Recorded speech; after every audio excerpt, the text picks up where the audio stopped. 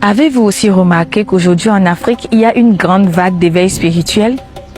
De plus en plus de jeunes s'intéressent à l'invisible, aux traditions ancestrales et à la spiritualité africaine.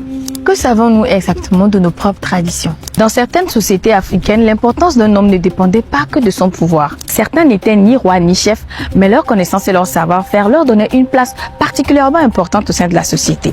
En pays kabia, on peut retrouver 3 profils. Vu que nous sommes au Togo, le Tiou ou le devin, le Nayo ou le voyant, le Fero ou le guérisseur et le Bindu ou le croque-mort. Le Tiou ou le Nayo avait un pouvoir de clairvoyance. Il connaissait mieux que quiconque l'histoire des lignages, pouvait prédire et interpréter certains mauvais présages au sein de la société. Il connaissait aussi quel était le bon vouloir des ancêtres. Quant au Fero, c'est le guérisseur.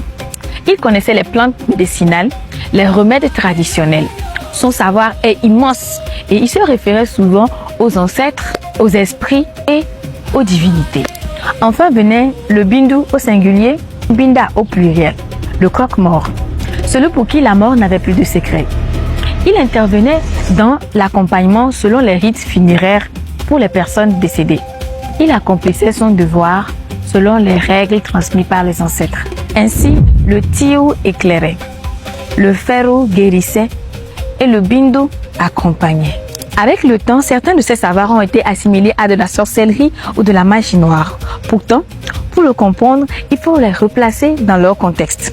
Celui d'une société où des personnages mythiques remplissaient un devoir bien précis à travers un savoir ancestral. Alors, à l'heure où nous redécouvrons la spiritualité africaine, pensez-vous que ces personnages ont toujours une place dans notre société?